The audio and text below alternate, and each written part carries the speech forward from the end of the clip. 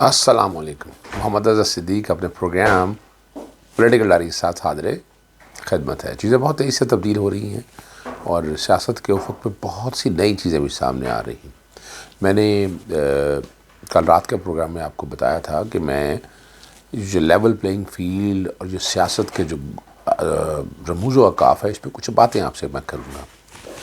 اس میں پروگرام کے آخری حصے میں بات کروں گا. دو چیزوں میں بڑی ضروری بات کرنے والی ہے اور وہ سمجھنا ہے. سب سے پہلے تو 21 نومبر کو اور 22 نومبر کو عمران خان صاحب کی سائفر کی اپیل لگی ہے. 21 نومبر کو نواز شریف کی اپیلیں جو ہیں پاناما کیس میں ایون فیلڈ اور العزیزیہ کی سماعت کے لیے مقرر ہو گئی ہیں.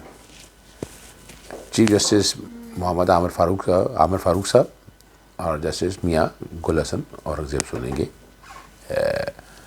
اپیلوں کی سماعت کریں گے.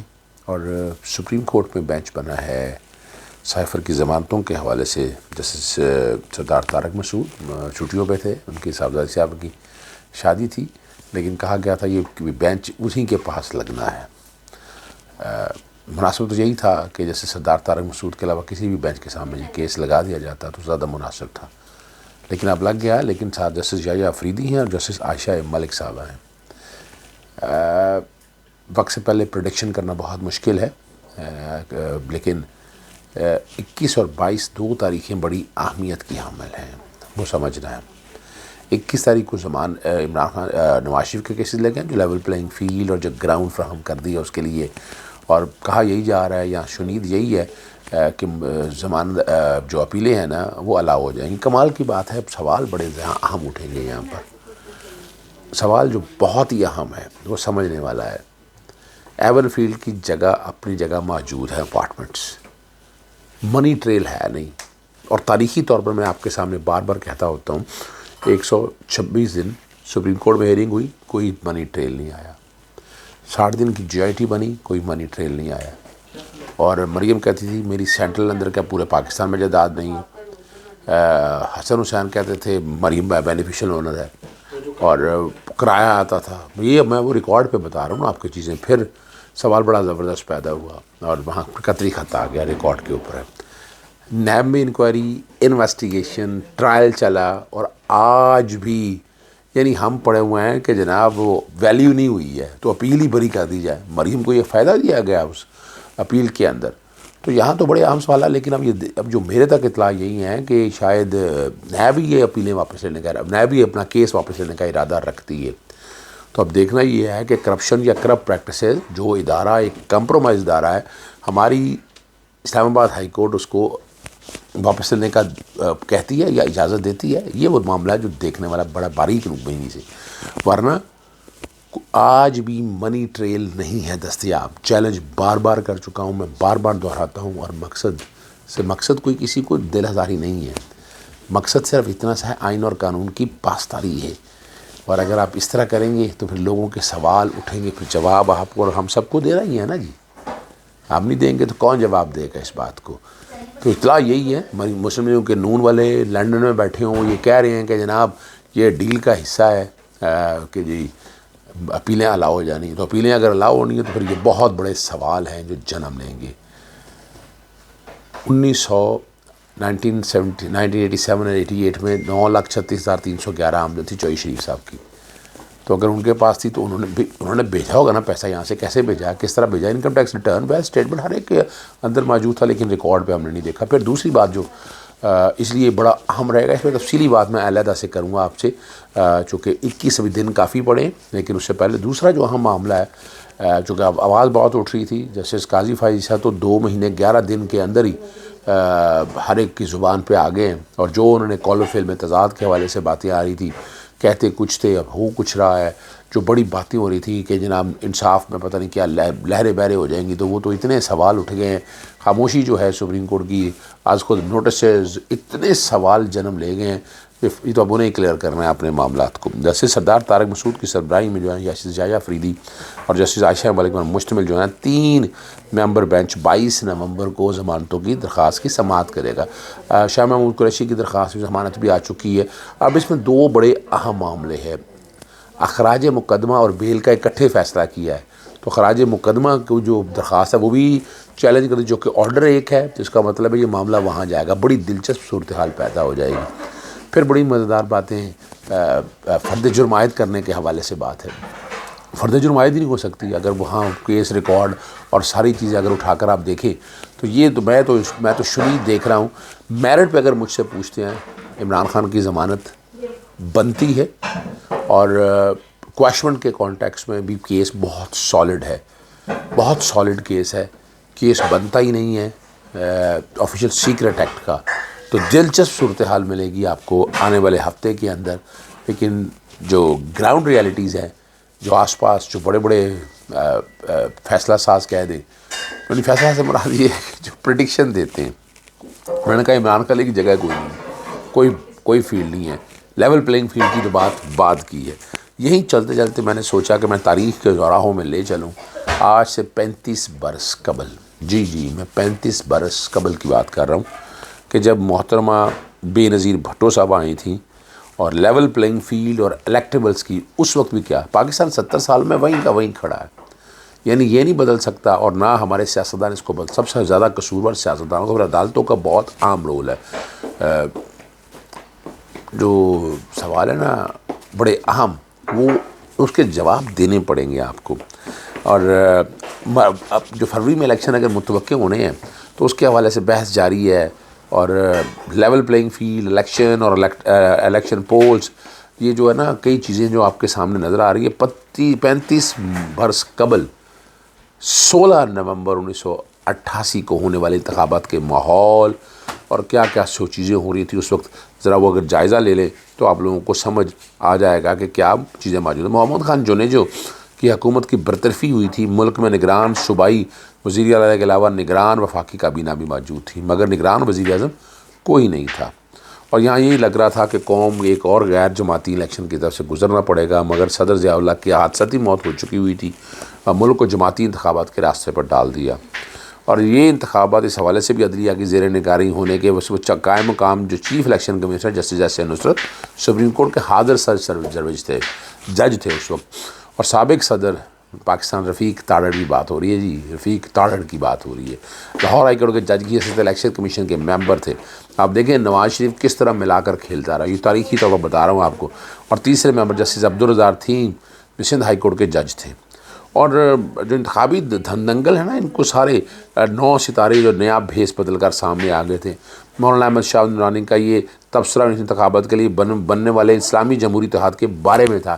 شاہ احمد نورانی صاحب بڑا پازیٹیو، آج تو ان کے صاحبزادے کو دکھ اور افسوس ہوتا ہے باتیں سن کے۔ 1977 میں بھٹو خاندان کے خلاف بننے والے انتخابی جو اتحاد تھا، پاکستان قومی اتحاد میں شامل 9 جماعتوں کی طرح IGI بھی 9 سیاسی جماعتوں اور گروپس شامل تھے، اور یہ اب یہی آپ سمجھ سکتے ہیں اصغر خان کی جو تحریک ہے، تحریک استقلال اور شاہ احمد درانی کی جمعیت علماء پاکستان نے دیگر چھوٹی جماعتوں کے ساتھ مل کر پاکستانی عوامی اتحاد تشکیل دیا، اور یہ ایک نارمل ایک خیال ہے کہ کہنا یہ ہے، جو کہا جاتا تھا کہ یہ غیر سیاسی قوتوں کی آشربات سے وجود میں آیا تھا، یہ اسلامی جمہوری اتحاد کی بات ہو رہی ہے۔ تو اس مفروضے کی تصدیق جو ہے وہ سیکرٹری جنرل اقبال احمد خان ہمارے ہی حلقے سے ہی تھے لاہور میں، اور انہوں نے بھی جنرل حمید اور یہ واضح طور پر کہا کہ یہ جنرل حمید گل کا یہ سارے معاملے میں ہاتھ تھا، اور یہاں جو سمجھنا ہے غلام مصطفیٰ جدوئی کی سربراہی میں متحدہ مسلم لیگ کے علاوہ اس میں Jamaat Islami, national Peoples party بھی قابل ذکر تھی۔ پیپلز پارٹی سے مل کر جمہوریت کی تحریک چلانے والی جماعتوں نے MRD کے انتخابی اتحاد بنانے سے گریز کیا۔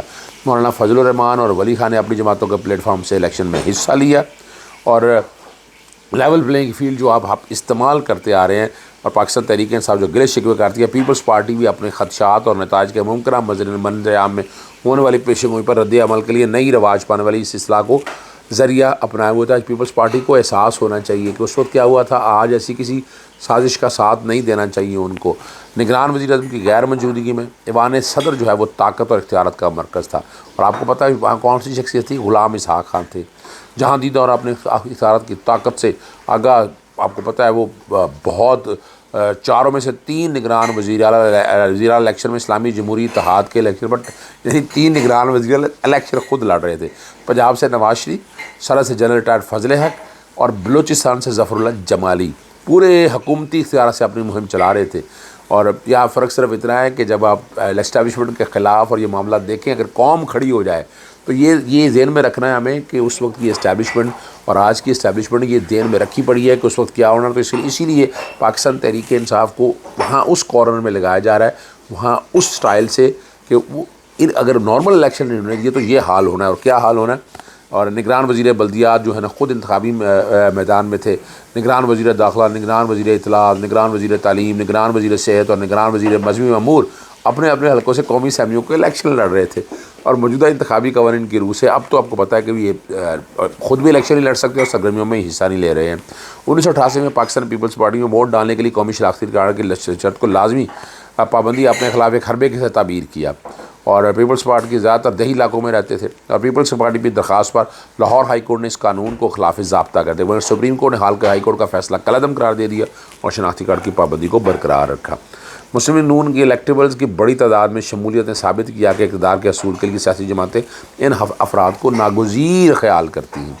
35 برس قبل اس مجبوری کو جواز بنا کر پاکستان پیپلز پارٹی نے اپنے منشور اور مزاج سے ہٹ کر ایسے الیکٹیبلز کو اپنے ہاں جگہ دی. پیپلز پارٹی کی سب سے بڑی سیاسی مخالف ضیاء اللہ کی کابینہ کے 9 سابق وزراء کو پیپلز پارٹی نے اپنا ٹکٹ دیا. شیخ یوسف رضا گیلانی، رانا نعیم محمود، قاضی عبدالمجید عابد، سید ظفر علی شاہ اور رسال الحق پراچا اس دور کے ایسے الیکٹیبلز تھے جنہوں نے مارشل لا کی حکومت کا حصہ ہونے کے باوجود پیپلز پارٹی کی صفوں میں اپنی جگہ بنا لی. ابھی آپ نون لیگ میں آپ دیکھ رہے ہیں خواجہ طارق رحیم، راؤ فضل، چودھری ادریس، یوسف صلاح الدین چودھری الطاف اور سعید رشید عباسی سمیت ضیاء اللہ کے تخلیق کردہ مشرق 9 ارکان بھی یہاں پر یہ تیر پر الیکشن لڑ رہے تھے. اور 85 کے غیر جماعتی الیکشن کے بعد یہ ساری صورتحال ہو رہی ہے. اور صوبائی اور قومی اسمبلیوں 11 ارکان کو انتخابات کا حصہ بنایا. اب یہاں یہ ساری معاملات کو اگر آپ دیکھا جائے، گرما گرمی بحث یہ ساری ہوتی رہی ہے. اور جو کچھ بھی ہے سیاسین کے بارے میں جو بیان پاکستان جواب ہے سیاسین کے بارے میں ہو کیا رہا. ایٹمی پروگرام کو انتخابات کا بیانیہ بنانے کی کوشش کی، اخبارات میں ایسے اشتہارات شائع کرائے جسے انہیں ایٹمی پروگرام کا مخالف ثابت کرنے والا مواد شامل کیا گیا. پاکستان پیپلز پارٹی نے جواب میں سیاسین کے بارے میں ضیاء اللہ کے بیان پر مبنی اشتہار سے اپنے پروپیگنڈا کو غیر مؤثر ہوئی. ایک میں اپنا محترمہ بینظیر بھٹو نے جارحانہ انداز میں اپنے سیاسی مخالفین کو ایٹمی پروگرام کے بارے میں مناظرے کا چیلنج دے دیا، اور نواز شریف نے ان کا چیلنج کر لیا. انہیں جلسہ عام میں مناظرہ کرنے کی دعوت دی. اس دور کے اخباری گروپ نے دونوں فریقوں کے مناظروں کے لیے پلیٹ فارم مہیا کرنے کی پیشکش بھی کی، مگر محترمہ بینظیر بھٹو کا اصرار تھا کہ مناظرہ پاکستان ٹیلی ویژن پر ہونا چاہیے تاکہ پاکستان کے ان پڑھ افراد بھی حالات سے باخبر رہ سکیں. اور 16 نومبر قومی اسمبلی کے 200 حلقوں کے لیے ووٹ ڈالے گئے، جبکہ صوبائی اسمبلی کے الیکشن 19 نومبر کو ایک ڈیٹ پہ نہیں ہوتے. اب جو باتیں کر رہے ہیں نا کہ ایک ہی ڈیٹ پہ ہونے تھے، یہ ذرا یہ یاد رکھیے گا، ایک ڈیٹ پہ الیکشن نہیں ہوئے تھے. تمام جائزوں اور اندراجوں کے برعکس بڑے بڑے سیاسی پرچے الٹ گئے. دونوں سابقہ وزیر اعظم ہار گئے. بینظیر بھٹو نے یہ فکر آئی جی کے سربراہ غلام مصطفیٰ جتوئی اور سابق وزیر اعظم جنید یوسف کی شکست کے بارے میں کہا تھا. اور حیرت انگیز طور پر بی این پی تحریک کے تمام مرکزی قائدین اور انتخابات شکست سے دو چار ہو گئے. پیر پگاڑا، پروفیسر غفور، ایئر مارشل اسکر خان، علامہ شامل نورانی، شیرباز مزاری، یہ بھی شکست ان کو ہو گئی. اور سینیٹر جو وزیر اسلم خٹک تھے، نسیم اہیر تھے، وزیر اطلاعات الہی بخش سومرو، وزیر صحت میر ہزار خان بجرانی، وزیر تعلیم جو ہے احمد جوگزئی، اور صوبہ سرحد کے نگران وزیر ریٹائر. آپ کو پتہ فضل حق کتنا بڑا نام تھا. حامد نظر چٹھا بھی ہار چکے تھے. اور بینظیر بھٹو نے لاہور، کراچی اور لاڑکانہ سے حامیت حاصل کی. میاں نواز شریف لاہور اور سیالکوٹ سے کامیاب، جبکہ ملتان کی سیٹ سے ہار گئے. اور بڑی مزیدار بات ہے اور پاکستان کی جو زبردست بات ہے، فضائی اور بری تینوں سابق سربراہوں کا کامیاب نہ ہونا تھا. پیپلز پارٹی کے سیکرٹری جنرل اور سابق chief of staff general tikka Khan, فضائیہ کے سابقہ سربراہ ایئر مارشل نور خان اور بحریہ کے سابق ایڈمرل کرامت نذیر ہارنے والوں میں شامل تھے. پیپلز پارٹی نے 93 اور اسلامی جمہوریہ نے 54 سیٹیں حاصل کی. ایم کیو ایم نے حیرت انگیز طور پر کراچی کی 13 میں سے 12 سیٹیں جیت لی. مولانا فضل الرحمان کی جمعیت علماء سے 7 نشستیں آئیں. پاکستان عوامی اتحاد 3 اور عوامی نیشنل پارٹی 2 سیٹیں بنی. اور پھر یہاں پر جو انتخابی حلقہ ہے جب، اور 1988 میں میاں نواز شریف جو ہے نا کراچی پہنچے، الطاف حسین سے حکومت سازی کے لیے تعاون مانگا اور پیپلز پارٹی کا ساتھ دینے کا فیصلہ کیا. اگلے سال نومبر میں بینظیر بھٹو کے خلاف تحریک دماغ کا موقع، ایم کیو ایم نے پیپلز پارٹی سے اپنی راہیں جدا کر لی. اور یہ جو معاملہ اب آپ کے سامنے رکھنے کا مقصد یہ ہے بےنظیر کو جو حالات اور واقعات یہ سارے سمجھنے ہیں کہ پاکستانی سیاست کا یہ نظام یہ کچھ انوکھا کھیل نرالا ہے. ہم تاریخ سے کچھ سیکھنے کی کوشش نہیں کرتے ہیں. اگر تاریخی طور پر سمجھیں تو ان سیاسی جماعتوں کو ہوش کے ناخن لینے چاہیے. ان چیزوں کو آگے کی طرف لے کے جانا ہے. اگر آگے کی طرف لے کے جانا ہے تو ان سب چیزوں کو سمجھنا بہت ضروری ہے. اور اگر ہم ان چیزوں کو سمجھیں گے تو بہت سی آسانیاں آپ کے لیے آسانیاں پیدا کریں گی. اور اگر یہ میں کچھ اور الیکشنز کے حوالے سے بھی بات کروں گا، لیکن ان الیکشنز کے حوالے سے اگر آپ دیکھیں تو سمجھنے والی بات ہے. اور اگر اب بھی اسی لیے ان چیزوں کو سامنے رکھتے ہوئے سٹائل بدلا گیا ہے. جو امیدوار ہیں وہ کھڑے نہیں ہو سکیں گے، بیک اینڈ پہ لائیں گے. اب تو بات چلی گئی ہوئی ہے نیچلے تک، یعنی نیچے سے مراد میرا کیا ہے وہ بات سمجھیے گا. ضلع کونسل تک، ضلع تک یعنی تحصیل تک باتیں جا چکی ہیں. پاکستان مسلم لیگ، پاکستان پیپلز پاکستان تحریک انصاف کے لوگوں کو وہاں بھی گرفتاریوں کا سامنا ہے، مسائل کا سامنا ہے. 9 مئی کے سانے کا اثر اس حد تک ہے کہ وہ الیکشن ہی سبوٹاژ کرنے کے حوالے سے استعمال کیا جا رہا ہے. جانا چاہتا ہوں. السلام علیکم، اللہ حافظ. پاکستان زندہ باد.